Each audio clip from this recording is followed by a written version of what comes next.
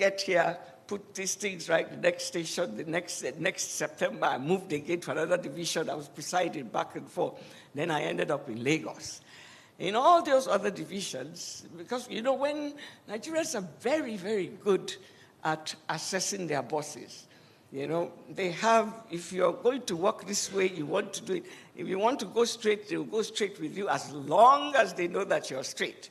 If you want to go once they see that you want to go like that, they will even go, you may do it 1 yard, they will do 10 miles, depending on you. But once they want to do, they know you have to do it, they would. So my reputation would precede me, I would say. So everybody will behave themselves once I'm there, because by the first people I deal with are those in my office. You mess up, I deal with you. That's when they realize, if she can touch her personal stuff, okay, everybody. Then I got to Lagos. After a few months of trying to put the place together, they sent me a message that they should tell me that if I think that I can come and touch them here, I'm joking. They will show me that Anyway, they sent me a message threatening me about 9 months after I got there. And I keep telling the story of how I looked at myself that year, first day of Ramadan of 2013. And I'm like, they're threatening me. And it was like, what do I do?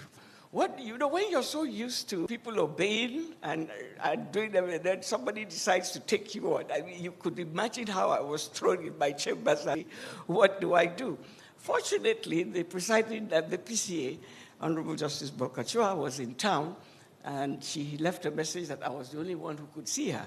So I went to see her and directed the whole, I was having with her.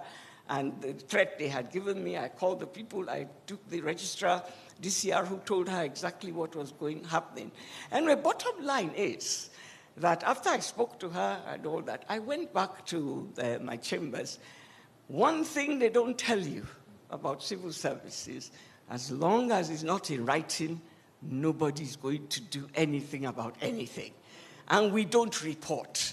Nobody wants to be the one to bail the cat, to actually put things in writing, to complain against this, that, or the other. I went back to my chambers. I asked for all the staff, my staff, and who and who, in what department, how long have you been there? The registry, where they sent me this message, was now, I discovered that about 20-something of them had been in the registry for 36 years. Do you know what? Registry for 36 years. They're changing jeeps. They are changing everything. Because when we're talking of the judiciary, everybody looks at the judges. They look at the judicial officers. They forget the staff that runs the whole place. That the lawyers have to file papers, that the papers have to come to everything has to be done before we come to sit in court. So they blame the court, they blame the judges, they blame everybody without looking at the staff that have to run the place to put things together before those files are put there. So I had a system where, can you imagine a young lawyer who had met a young registry staff in the registry where you file your papers, 36 years later, they are SANs, they have big men, and these people are still seated there. So when they want a case to go on, they will know how to do it. If you don't want a case to go on, they will just hide the file, or the papers are not there. Now we are overworked. I go into court, you have a cost list of about how many cases to do. When they tell you, what about, my lord, I have an application, where is it? It's not in the file. Why is it not in the file? Bailiffs has not served, or if they have served, we can't find it. What do? We're overworked. It's a case of take an adjournment. An adjournment can take you another 2 years. And what has happened? One of your lawyer on the other side has bribed the staff there to remove the process so that you will get that matter done. Anyway, to cut a long story short, I now attached all of it and wrote SOS that my registry had collapsed. This is what has happened. They've been working there. They don't have any digital sense. So 23 people have worked for 36 years in that place. 20 people for 34 years. From all of them, about 100 and something had been working there between 20 and 34 years. in the registry.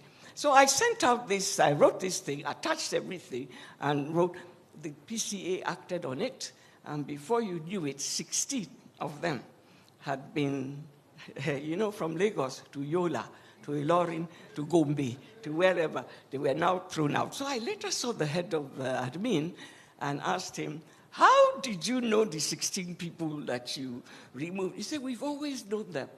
We've always known the ringleaders, but they had godfathers. You couldn't have reported it. But since you had now put it in writing like that, they had something to act on. They had something to act on, and we know them, so they now threw them all out. Now, these 16, all their godfathers, and guess what happened? Somebody talked today about women. I was presiding Justice Lagos. Justice Bolkacho, a woman, was the president of the Court of Appeal. Justice Aloma Mukhtar was the CJN. Their godfathers were now rendered, what's the word? Oh. And it's like, who was going to come and they moved, you know what they call moved, and all of them, their godfathers, so-called godfathers, Justice Augie, me, to go and meet her. So that is how, what they call Magana Yakari, that's the end of it. Before you know it, everybody had fallen in line. How did you know the 16? They knew them. And they said they also knew the ringleaders, and that, yes, those who were being misled found their way back. And a year later, come and see all these people. When my son had him, I see all of them in my house, bus load that came for naming ceremony, and I said, I remember telling a friend, a year ago, these people wanted to kill me. He said, what do you mean they wanted to kill you? You're the one who came here to destabilize all their business and everything. And then after some time, when they discovered that, well, if they can't kill you, they might as well join you to do things. So we are a wonderful people. Any of you who has ever had to work with staff that are that are hardworking, they know what to do and everything, it all comes from leadership. It all comes from let us do the right thing. It comes from standing up when they look at you and know we have to do the right thing and be able to report it, to be able to take the civil service rules and act upon it. But if I and my registrar decide to start making money, bail money, come and, like I told somebody, the day your registrar comes to you and say, Amina, how now? What does that mean? They're already telling you that me and you are in that business. But if I respect myself, how dare you come to now talk like that? Anyway, the bottom line, like all of us are going to say, for reforms to happen, we need to have a paradigm shift. We need to be able to train our people. And I still keep talking about the judicial justice sector. We need to have specialized schools, judicial colleges, just like you have TV college. We need to have people that from secondary school know, like you have lab technology, you have all those things that we are going to go to the judicial sector. We are going to be trained in whichever way it is to be able to do that. For now, too many godfathers putting people that don't fit into the place we have round pegs in the square holes. And then I also want to tell you, and then I round up on that sector. I was on that panel, the first panel that removed Ngige and put Peter Obi that time. I was on that. That's the first time in the history of this country that the courts acted and removed the government. No, that's not the story. The thing is that before then, the politicians didn't really know the power that the court had until that case came up, and then after that, come and see floodgate. And then what do we have? Politicians are very strategic.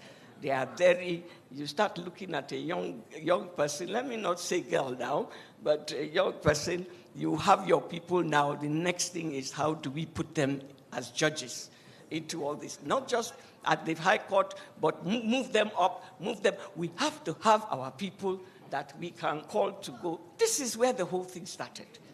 This is where that whole have judicial officers that don't have the passion for the job.